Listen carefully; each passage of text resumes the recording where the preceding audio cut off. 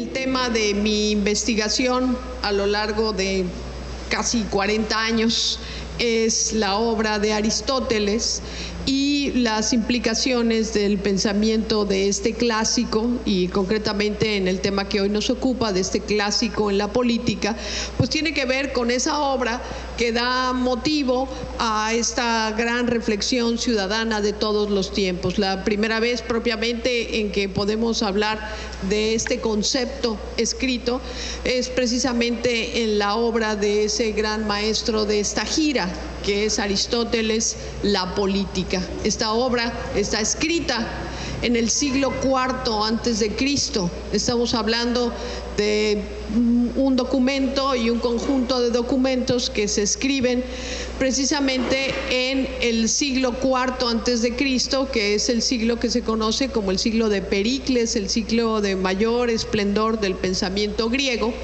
Y como ustedes saben, la reflexión y la importancia de traer a nuestra preocupación del día de hoy el tema de la política, pues desde luego es algo que ha ocupado a los seres humanos a lo largo de décadas y a lo largo de siglos, pero pues siempre es importante remitirnos a los orígenes, y precisamente en este espacio académico que es la universidad y la biblioteca central de la universidad, pues qué mejor espacio, qué mejor escenario para hacer una vuelta, invitarlos a hacer una vuelta a la lectura de los textos clásicos, esos textos que sin lugar a dudas pues tienen el enorme mérito de iluminar nuestro presente y tienen el enorme mérito de permanecer a lo largo de los siglos, y en ese sentido tener una propuesta visionaria. Yo entonces pues desde luego les invito a la lectura de este clásico, que es La Política, escrita por Aristóteles. Ustedes saben que Aristóteles, en 64 años de vida, escribió 63 libros. Uno de esos 63 libros es el que nos ocupa hoy. Es la primera vez, hace 25 siglos, en que tenemos este concepto escrito, la política, esta reflexión, esta importancia de entender qué tiene que ver o cómo se estudia o cómo se rige ese trato entre gobernantes y gobernados, esa forma en cómo ha de transcurrir la convivencia societaria. Entonces yo voy a hacer para todos ustedes una reflexión teórica respecto de unos planteamientos que Aristóteles nos ofrece en la política, pero con la intención de que al terminar esta disertación podamos establecer entre nosotros un diálogo, que finalmente de eso es de lo que se trata, y es así como se construye el conocimiento, con base en el diálogo y con base en el acercamiento que entre todos hagamos a esta gran reflexión, a esta reflexión milenaria que tiene que ver con nuestro ser societario. El tema pues que me propongo desarrollar intentará mostrar, y ya ustedes juzgarán si lo logro o no, que la ética política se encuentra en la base de toda actividad ciudadana, de manera que la formación cívica, es decir, para la buena ciudadanía, se presenta como indispensable en la dinámica social. La formación cívica. Desde los griegos sabemos que pues no hay propiamente política ahí donde no hay ciudadanos, y los ciudadanos requieren de una formación, de una educación para la ciudadanía. La política, desde Aristóteles, que repito, es precisamente en esta obra escrita hace 25 siglos, allá en el siglo IV, en lo que hoy se conoce como Macedonia, en esta gira. En aquel entonces es donde Aristóteles escribe su obra con ocasión de sus múltiples disertaciones a sus alumnos. La política, pues escrita allá en el siglo IV antes de Cristo, se ha definido como el arte de ordenar la vida social para que los miembros de la polis tengan acceso al bien común, ¿verdad?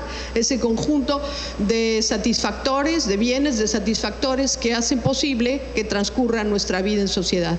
La política, como todos nosotros sabemos, como ciencia, nació en Grecia como una manifestación del reconocimiento de la necesidad que tenían los habitantes de la polis, como lo tenemos hoy, los habitantes de las ciudades, de participar en la reflexión y en el debate para la toma de decisiones frente a los problemas sociales comunes. La política surge entonces como eso, como una reflexión, como una toma de conciencia respecto de que hay problemas comunes a todos los que habitamos en una comunidad y que es necesario un modo racional de resolverlos que, entre otras cosas, supere la violencia.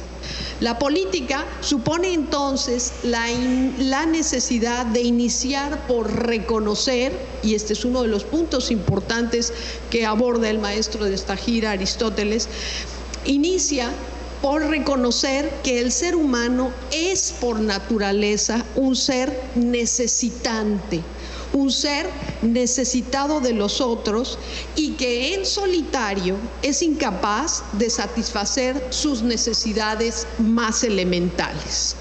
La experiencia nos demuestra que lo propio de la condición humana no es la vida en solitario a la manera de un ermitaño, tal como nos hicieron pensar aquellos que entendieron lo social como expresión de un contrato forzoso para mitigar los peligros y las amenazas del abuso y la violencia motivada por los otros. Este supuesto acuerdo social siempre estaría inmerso en la indeterminación respecto de su duración y alcance, y mientras los peligros fuesen superados. Esta ingenua visión del ser humano que presentaba la contratación forzosa de lo social, paradójicamente añoraba la autonomía, la autosuficiencia y la autarquía como ideales en los que habrían de comprometerse los esfuerzos vitales del colectivo social. Esta dinámica de aceptación y de rechazo de la naturaleza social del ser humano a lo largo de la historia ha dado origen a diversas teorías y sistemas de organización societaria. Es decir, desde Aristóteles observamos que existe esta doble interpretación del ser humano, esta doble comprensión de lo humano. Aquellos que entienden que el ser humano no puede satisfacer sus necesidades en solitario, que necesita de los otros seres humanos, que lo propio del ser humano es precisamente esta condición societaria y necesitante, y otros que advierten que no le quedará más remedio que convenir, que contratar bajo ciertos términos, bajo ciertas circunstancias siempre inseguras. ¿Cuánto durará ese acuerdo social? ¿Cuáles serán los límites? Pero siempre pensando que lo deseable en el ser humano es que el ser humano sea autosuficiente, autárquico y autónomo. Esta reflexión ha acompañado a la humanidad a lo largo de los siglos. Pretender la autosuficiencia ha sido pues un intento de no reconocer la condición social y necesitante del ser humano.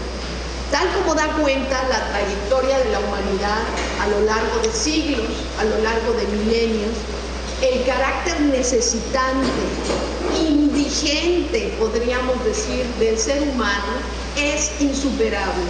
Y en este reconocimiento se sustenta la grandeza de la política, al hacer evidente que la condición humana no es autosuficiente ni ermitaña, es por el contrario cenobítica, es decir, comunitaria. Es precisamente en el reconocimiento de esta indigencia, de esta realidad cenobitaria, de esta realidad de comunidad que convoca a lo humano, es precisamente en este reconocimiento que surge la política. La política. Ustedes saben que la política, como ciencia que estudia este orden social, pues es una de tantas partes en que se divide la filosofía. esta gran ciencia que estudia al ser humano en su dinámica racional, pues se divide en muchas partes, y una de tantas partes tiene que ver precisamente con la dinámica social y relacional a la que llamamos política. La política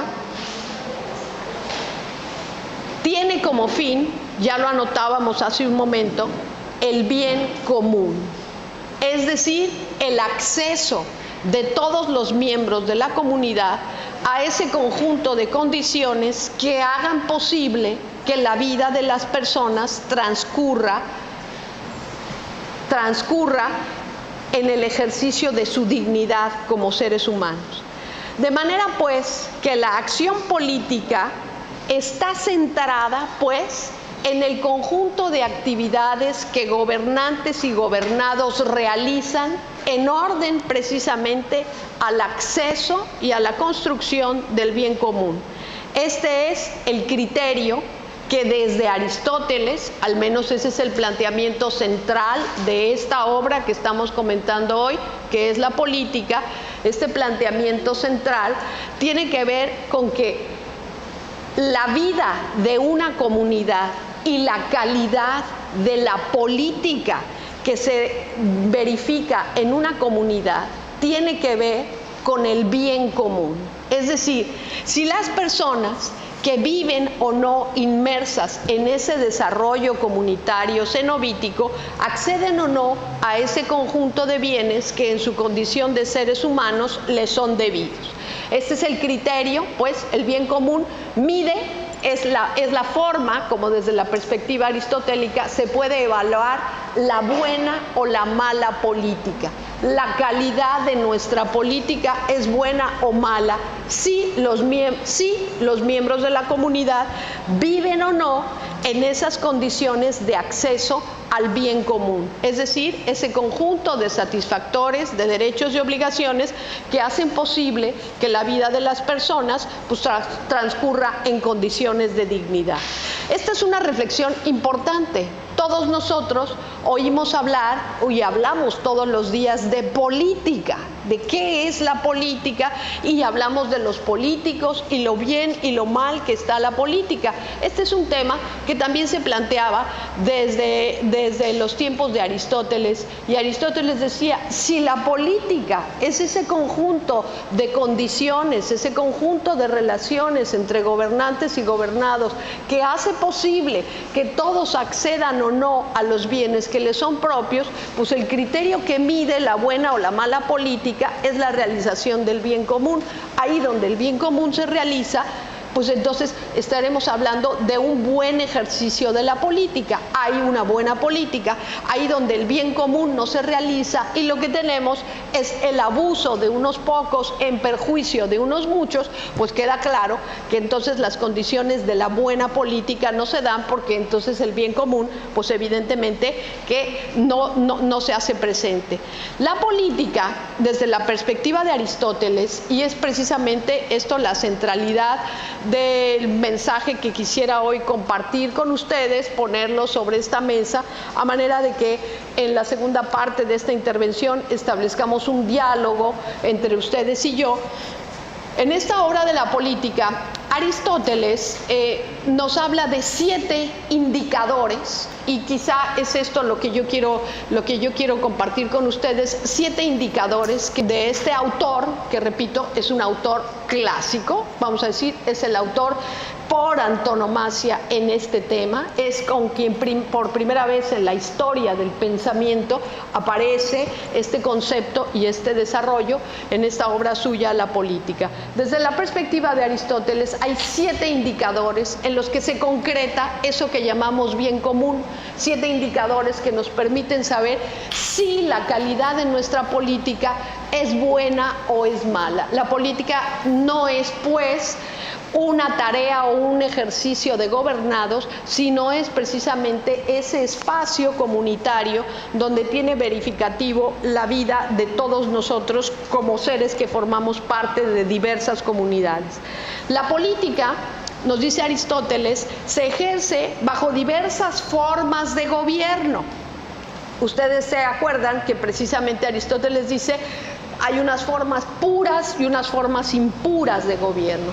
Y Aristóteles encuentra, y en esa coincidencia pues estamos la mayoría de los seres humanos 24, 25 siglos después, hoy que estamos en estas primeras décadas del siglo XXI, seguimos pensando esto mismo, que la política se ejerce bajo diversas formas de gobierno y que la democracia es la menos peor. Desde Aristóteles decimos: no hay una única ni mejor forma de gobierno. La única y mejor forma de gobierno es la que convenga con la situación histórica, con la situación particular de cada comunidad. Pero la democracia parece ser que es la menos peor de todas las formas de gobierno, sin poder decir cuál es la mejor. ¿Cuál es la mejor? Entonces, esta forma de gobierno, esta forma en que se ejerce el gobierno, a la que llamamos democracia, exige la participación ciudadana. Los ciudadanos, desde esta perspectiva clásica, es necesario que se involucren en la cosa común, a la que llamamos bien común, es decir, que se involucren en el ejercicio de la política. La política no solo tiene que ver con los gobernantes, tiene que ver también con los gobernados y con ese conjunto de relaciones que se llevan a cabo entre unos y otros para hacer posible el bien común. Es decir, en alguna forma, ya desde Aristóteles se advierte eso que a lo largo de siglos se ha venido repitiendo, que los pueblos tienen el gobierno que se merecen. Es decir, que el gobierno que en cualquier época de nuestra historia pudiéramos evaluar como bueno o malo, la calidad de ese gobierno, la calidad de esa política, inmediatamente nos remite, como la otra cara de una moneda, la calidad de un gobierno inmediatamente nos remite a la calidad del compromiso ciudadano. ¿En qué medida los ciudadanos se involucran en las acciones de gobierno y en qué medida efectivamente la política se vuelve un conjunto de relaciones que tienen como fin el bien común? La política se ejerce desde esta perspectiva, como digo, bajo diversas formas de gobierno y participación ciudadana. En nuestro tiempo, la democracia goza de un enorme prestigio. Sin embargo, no se debe confundir la dinámica de elección de candidatos con el reparto del poder, y su ejercicio.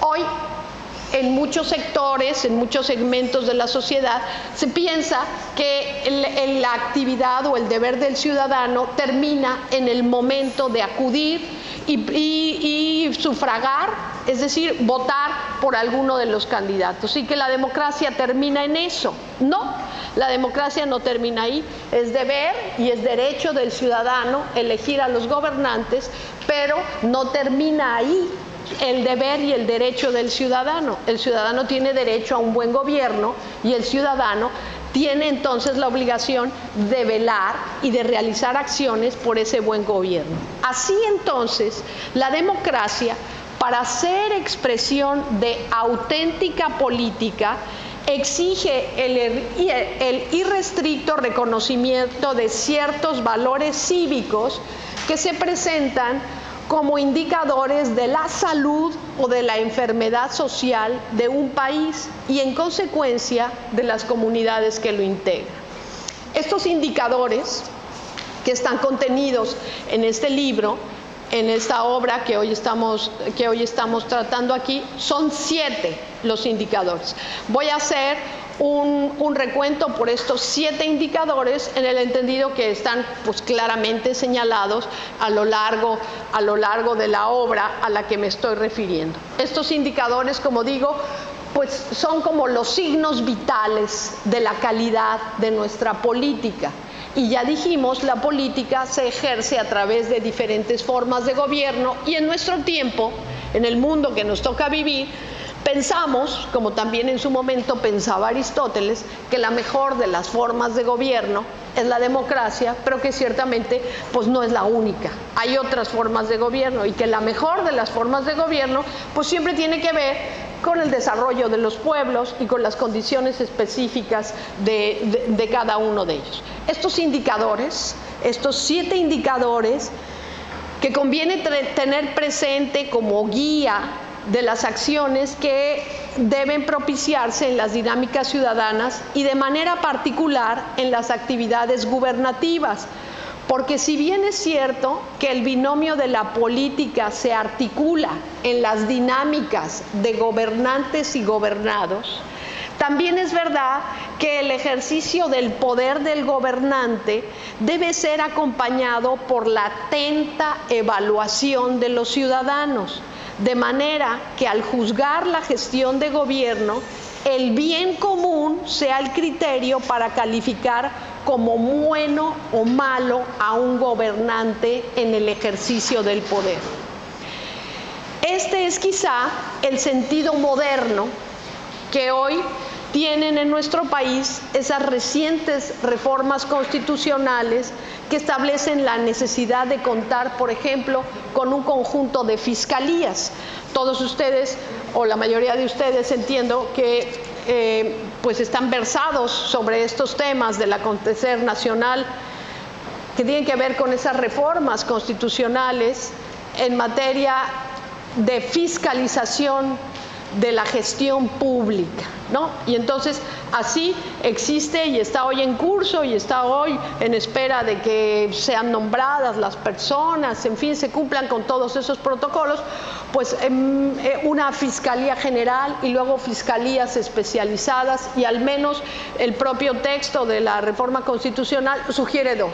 La Fiscalía que tiene que ver con el tema de los delitos electorales y la Fiscalía Anticorrupción. Es decir, que algo que está planteado desde hace casi 25 siglos, allá en el siglo IV antes de Cristo, la necesidad de que el ciudadano se involucre y verifique el hacer del gobierno, bueno, pues tiene un eco en nuestro día, en nuestra legislación positiva mexicana ahora, a través de esto. Es necesario que el gobernante no esté solo en el ejercicio del poder, es necesario que existan instancias ciudadanas que verifiquen el ejercicio del poder, porque la política tiene como fin el bien común y el bien común se construye en esas relaciones armónicas entre gobernantes y gobernados. Así las cosas, según Aristóteles, pues, en esta obra, el primero de esos 7 indicadores para valorar la salud de la sociedad en que vivimos es la igualdad de todos ante la ley. Desde hace 25 siglos, al menos, se viene afirmando que la ley tiene que ser, en su aplicación, igual ante todos, que todo aquel que se coloque bajo el supuesto de la ley se le debe de aplicar la ley que le corresponde, de manera que en democracia no deben existir las exclusiones o las discriminaciones en la observancia y en la aplicación de la ley. Aquí tenemos ya un primer indicador, la igualdad de todos ante la ley. Valoremos entonces la calidad de nuestra política, la calidad de nuestra democracia. Pensemos si efectivamente los ciudadanos tenemos un acceso igual ante la aplicación de la ley, es igual para todos. Los gobernantes y los gobernados deben realizar entonces sus actividades en el reconocimiento de un marco jurídico igual e imparcial para todos. Primer indicador de la salud o de la enfermedad, de la política, de un país, de una comunidad. Segundo indicador. Este indicador se refiere a la libertad.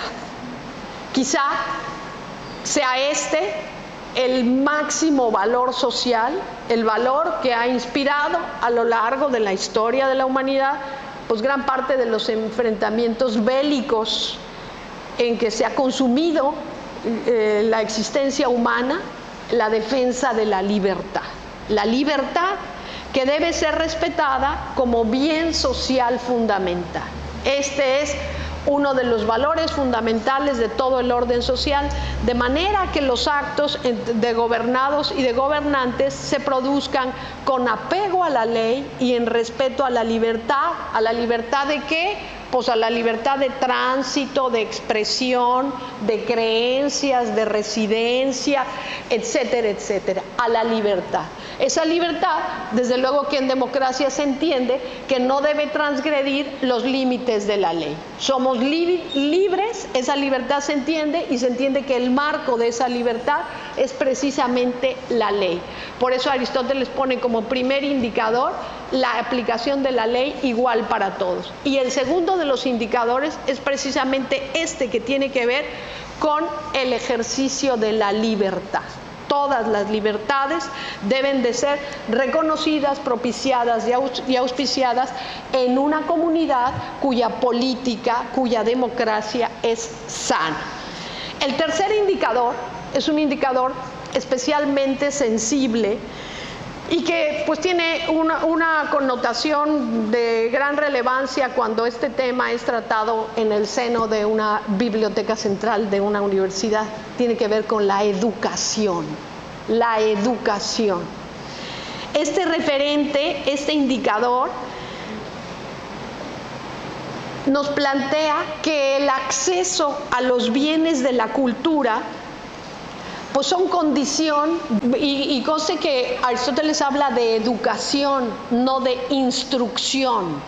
Quizá tenemos, por el paso del tiempo, a lo mejor alguna confusión entre estos dos conceptos. No es lo mismo ser una persona instruida que una persona educada.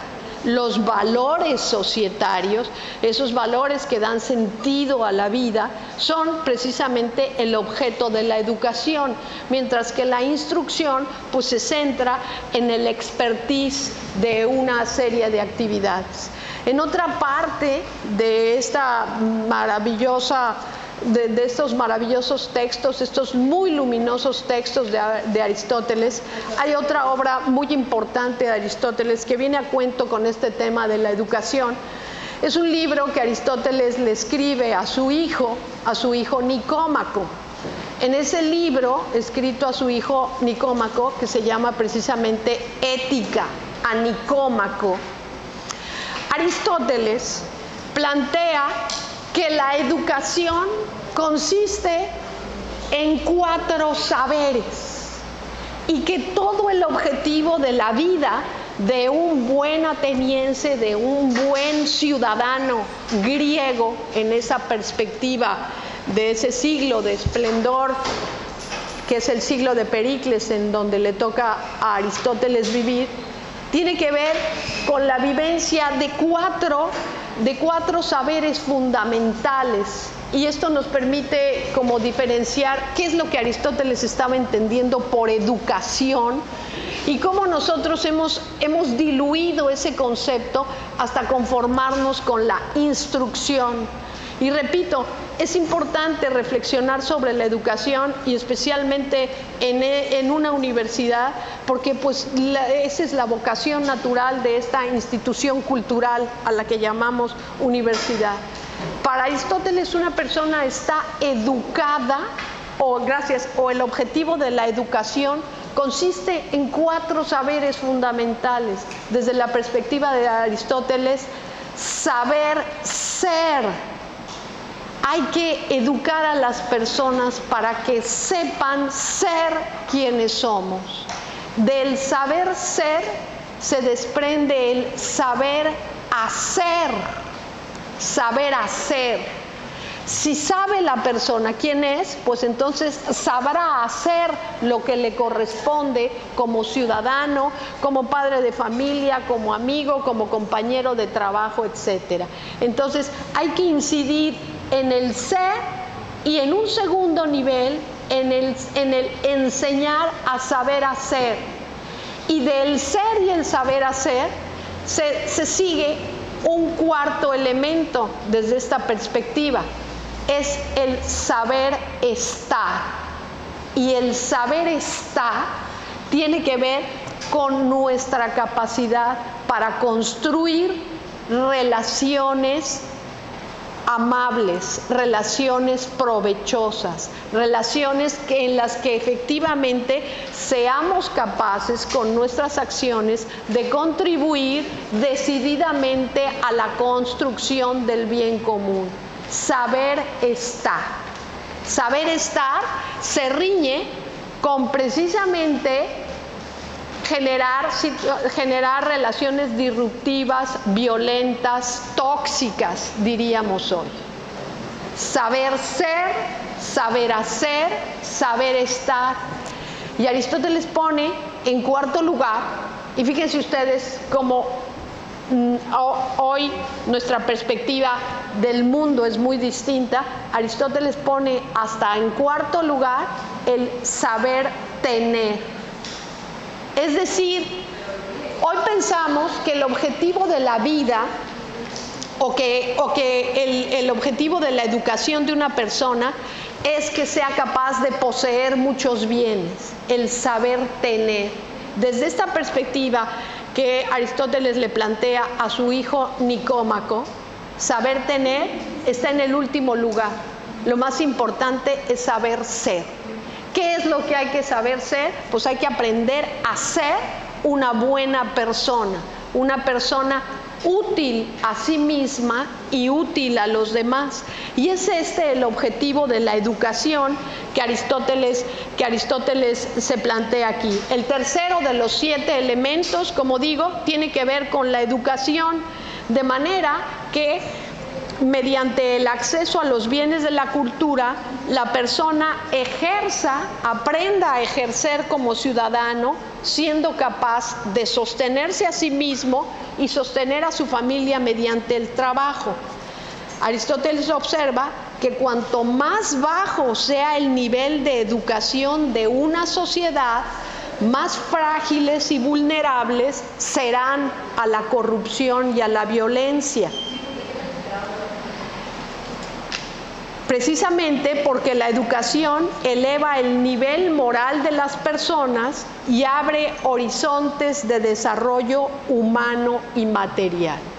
Este es el gran tema, ¿no? Este es el tercero de esos 7 indicadores. La educación, que repito, desde esta perspectiva, en modo alguno se queda en el tema de la instrucción, trasciende mucho más hacia los valores que hacen posible la vida en comunidad. El cuarto indicador se refiere a la justa repartición de la riqueza.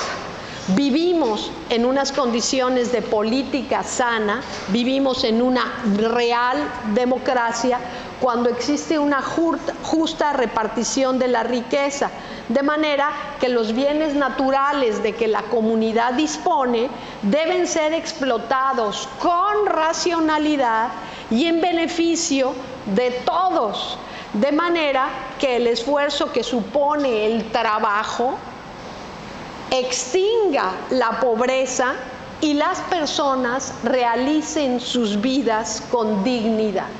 Allá donde los bienes de que dispone la comunidad, del país, sirven a unos cuantos en perjuicio de la mayoría, pues queda claro que la política no es buena y queda claro que la democracia pues se confunde con el populismo, pero que ciertamente estamos en presencia de un espejismo. Este tema del reparto de la riqueza y del acceso de todos a los bienes de la naturaleza, pues es un tema que ha estado presente a lo largo de los siglos y que ha motivado pues gran parte de las guerras y gran parte de los enfrentamientos de los grupos sociales a lo largo de la historia de la humanidad. El quinto indicador se refiere al respeto por la ley. Si ustedes se recuerdan, en primer lugar hablábamos de la igualdad ante la ley y ahora estamos hablando, en el primer lugar hablamos de la igualdad ante la ley y en el quinto lugar ahora estamos hablando del respeto por la ley. La ley debe de ser respetada y debe de ser respetada porque los seres humanos necesitan un orden jurídico, un orden social para su convivencia en paz y en armonía. La ley, desde esta perspectiva clásica, pues es en principio expresión de la voluntad de los ciudadanos y consecuentemente esa voluntad de los ciudadanos que los legisladores concretan en estos instrumentos a los que llamamos ley. De manera pues que el respeto por la ley, es decir, en este concepto que es contemporáneo, el famoso respeto por el Estado de Derecho, se impone como condición que hace posible la vida en sociedad. No podemos pensar en una vida en sociedad en condiciones de paz, ahí donde la ley no se respeta. El respeto por la ley pues surge precisamente de ese acuerdo societario de que los seres humanos tienen que normar bajo ciertas reglas, bajo ciertas condiciones, su convivencia de todos los días. El sexto elemento, el sexto indicador, se refiere a la autoridad que en democracia los ciudadanos eligen mediante el voto. Así, aquellos ciudadanos que son elegidos por la comunidad como autoridad y que entonces adquieren el estatus de gobernantes, son depositarios de un poder que está plasmado desde entonces y sigue siendo real hasta ahora. Ese poder es siempre limitado y es un poder que exige transparencia y rendición de cuentas. De manera que a lo largo de los siglos está siempre plasmado, está siempre planteado, nuestra Constitución también lo contiene, la revocación del mandato y el plebiscito son derechos de los ciudadanos. Los ciudadanos tienen siempre el derecho de exigir a la autoridad, a esos ciudadanos que mediante el voto democrático han sido electos y consecuentemente se transforman en gobernantes. Los ciudadanos tienen el derecho de exigir cuentas y tienen el derecho de exigir que se transparente el uso de los recursos, porque precisamente los recursos de los que se dispone para el ejercicio de las funciones de gobierno no son recursos propios, sino que son siempre recursos que provienen de la propia comunidad. Los ciudadanos tienen entonces tanto el derecho a la revocación del mandato como al plebiscito, y son dos condiciones que están ahí presentes y que valdría la pena recordar porque ciertamente también están contenidas en nuestra Constitución y están planteadas pues desde hace siglos como estas alternativas frente al ejercicio del poder. Y el séptimo indicador supone, de un lado, fíjense ustedes, está el reconocimiento de la autoridad. Este es el sexto elemento, la autoridad que ha sido legítimamente electa mediante el voto. Y el séptimo elemento, el séptimo indicador, supone la alternancia en el poder. Todo poder, nos dice Aristóteles, todo poder es temporal. Nadie puede pretender que en una posición de gobierno puede prolongarse más allá del tiempo que la propia ley establece. Todo poder, nos dice Aristóteles, es temporal y es limitado.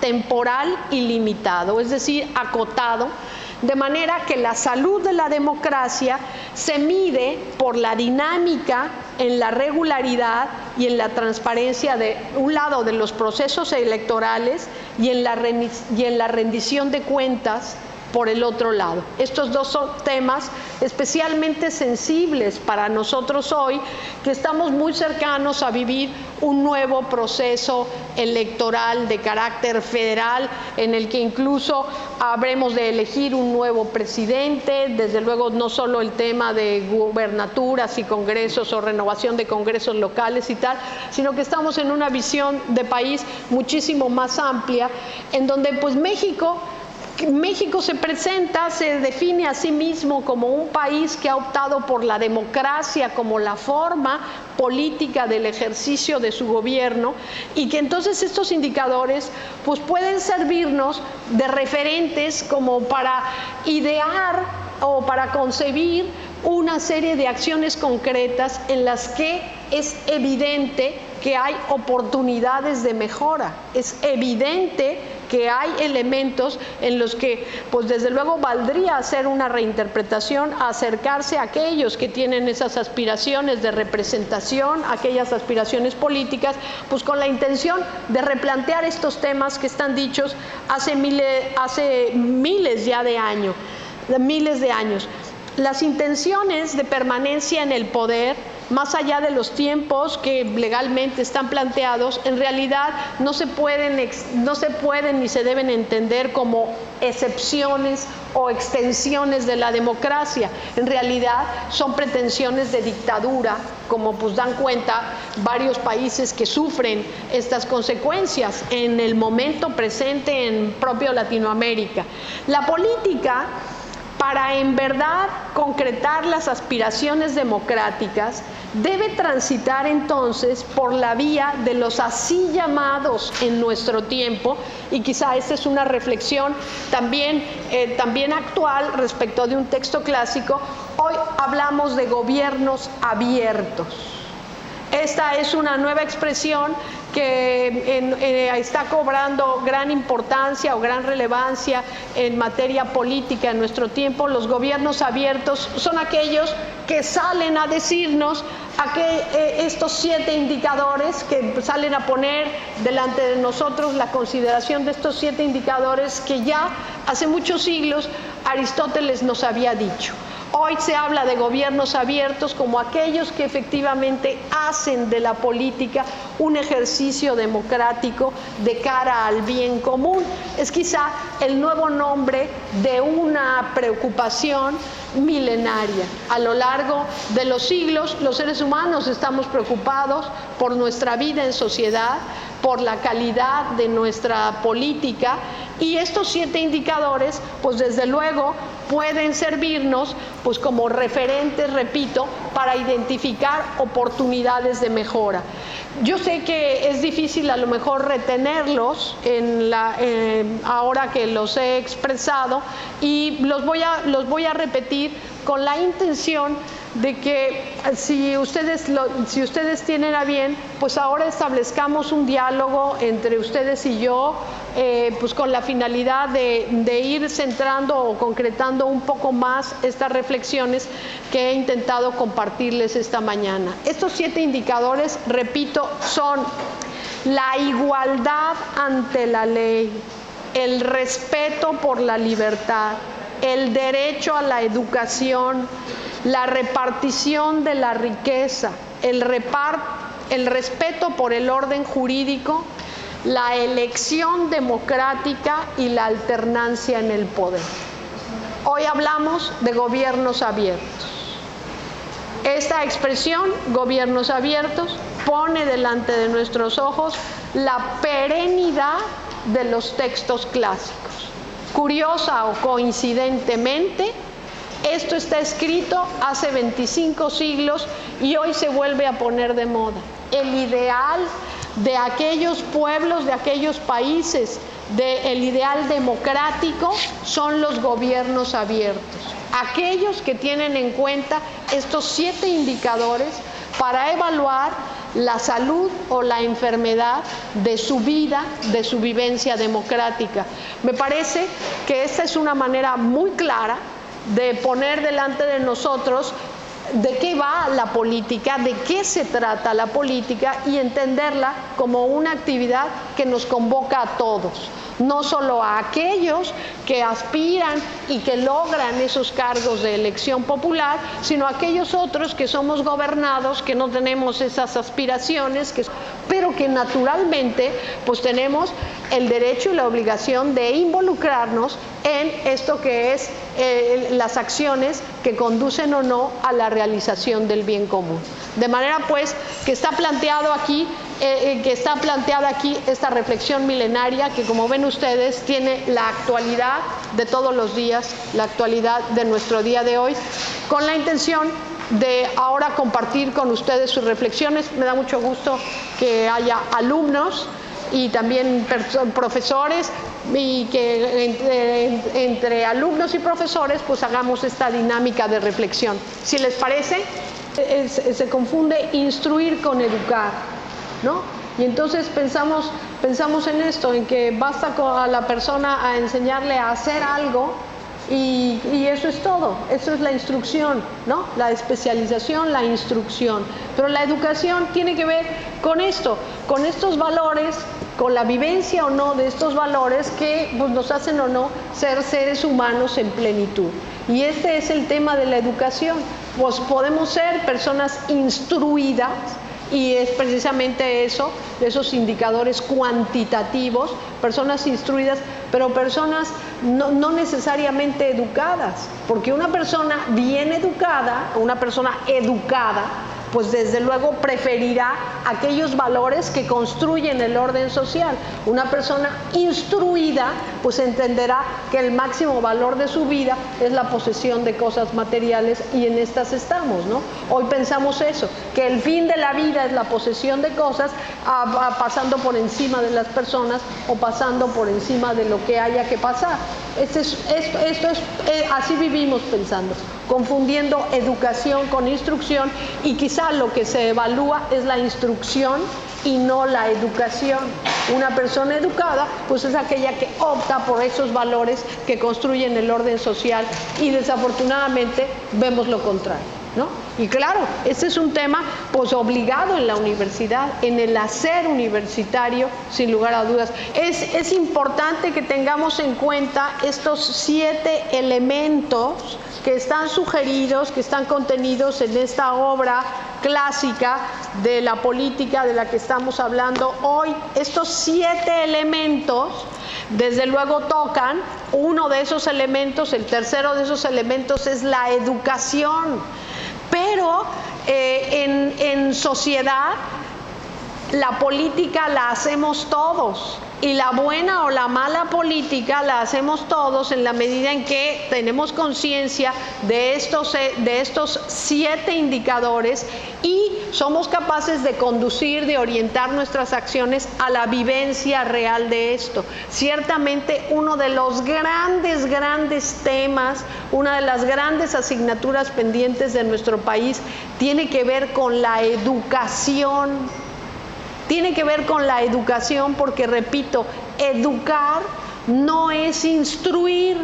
Instruir es incidir en el tema de las habilidades, de las destrezas y las habilidades.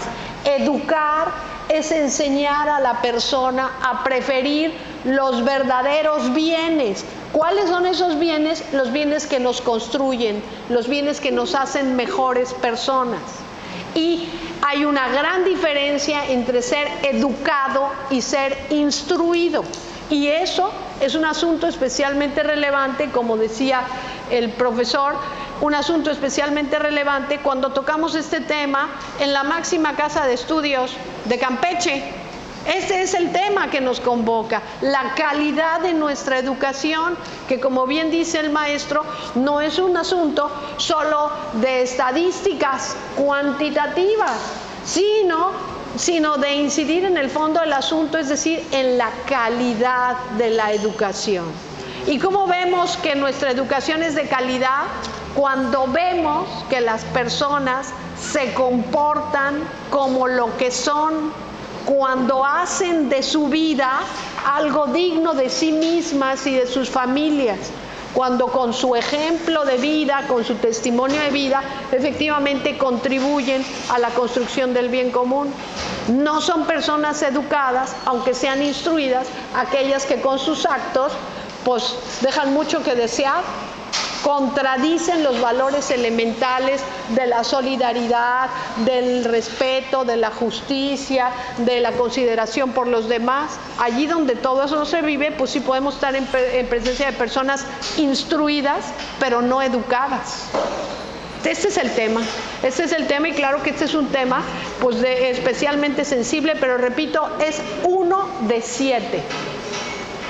¿Qué otra cuestión?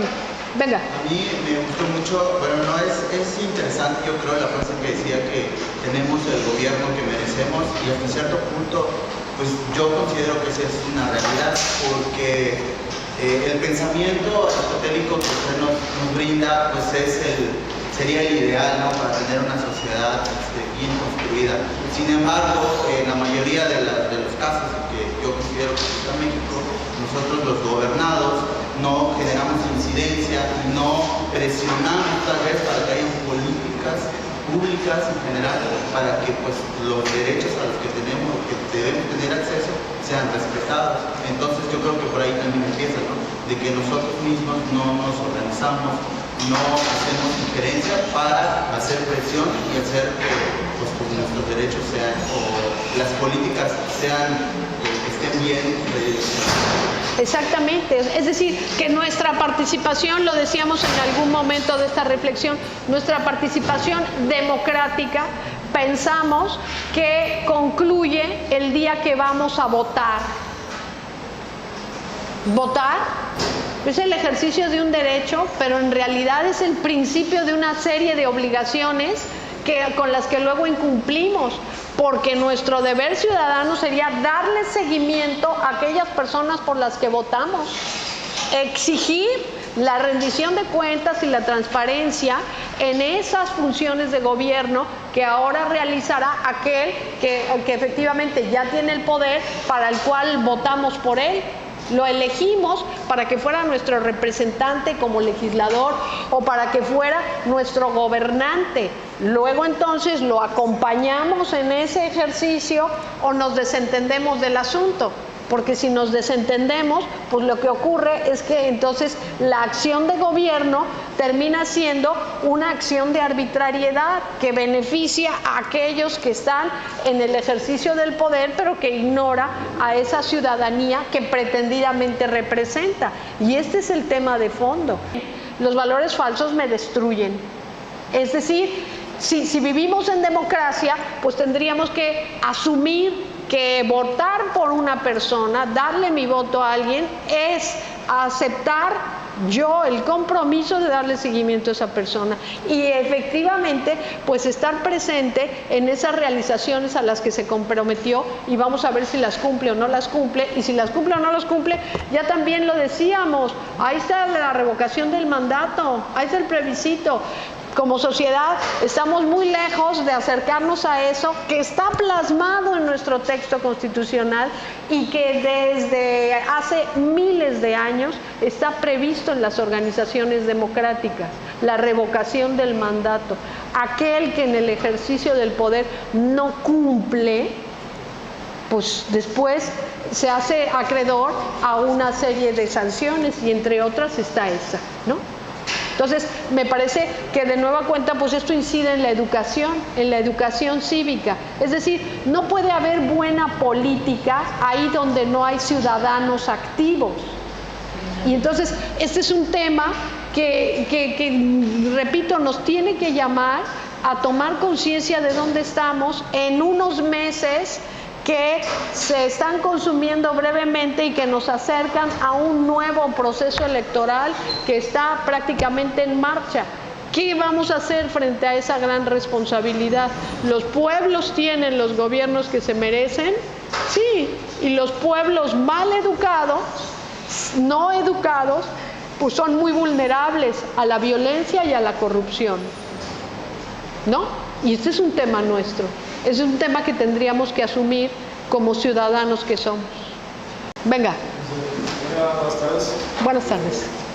Mi pregunta es acerca de usted como diputado de Sotres, ¿sería coherente que si la autoridad no cumpliese el anterior gobernante pudiese regresar a gobernar?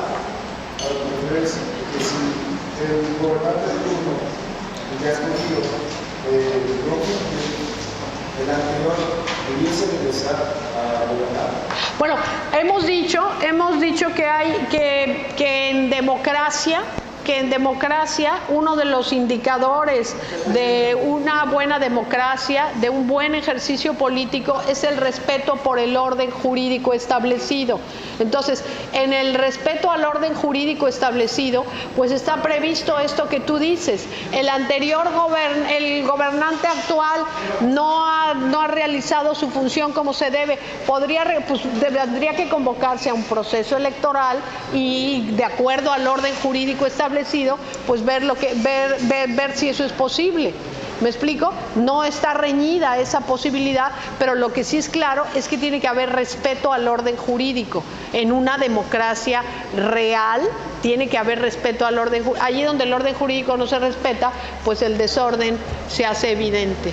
El tema de fondo regresa sobre el primer punto del ideal educativo del que hablábamos en la ética Nicómaco, saber ser. Ubicarte como persona y asumirte como persona con el reto que supone eso, un ser social, un ser llamado a una realización societaria que armoniosa, pues supone un gran proyecto de vida que se ve truncado cuando ponemos el mensaje de la especialización y la instrumentalización del trabajo o de cualquier otra actividad que me reporte un beneficio preferentemente económico. Es decir, si el ideal de la vida consiste en la sumatoria de bienes materiales, eso va en detrimento de la construcción de la plenitud de la persona. Y esto es el valor deontológico más importante. La realización personal es siempre una realización cenobítica, societaria, de construcción de comunidad que haga posible, pues desde luego, la plenitud, la realización de todos. Ahí donde eso no se ve como un valor, más bien se ve como una pérdida de tiempo, porque lo importante es generar dinero y generarlo de cualquier manera, y mientras más dinero se tiene, se piensa que se es más exitoso. Bueno, habría que ver que el fin de la vida no es eso.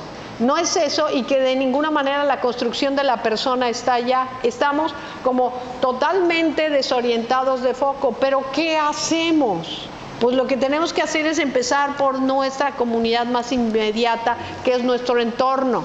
Y nosotros como profesores, con nuestros alumnos. Es decir, más allá de nuestra familia, pues nuestros alumnos son también otras personas en las que podremos influir, como para tratar de hacer ver que nadie va a hacer por nosotros el esfuerzo que no hagamos, y que diagnósticos de lo mal que estamos tenemos muchos.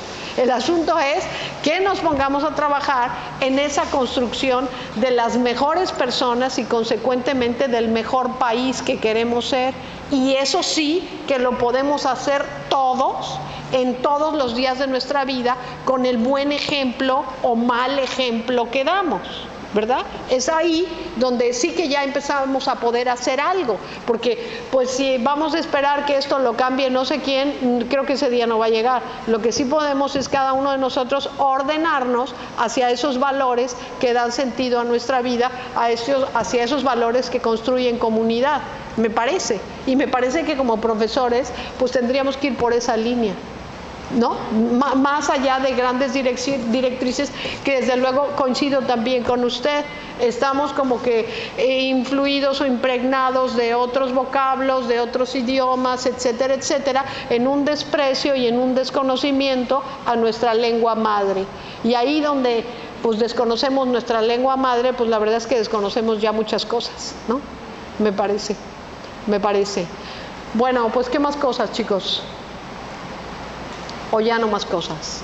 Bueno, pues yo agradecerle de nueva cuenta a todos ustedes el favor de su atención, y desde luego a la maestra Verónica y al licenciado Iván, pues por la generosidad de su invitación para participar hoy aquí con ustedes. Ojalá que haya muchos diálogos, muchos encuentros académicos, y que construyamos pues eso, comunidad académica aquí en la Universidad de Campeche. Muchas gracias a todos.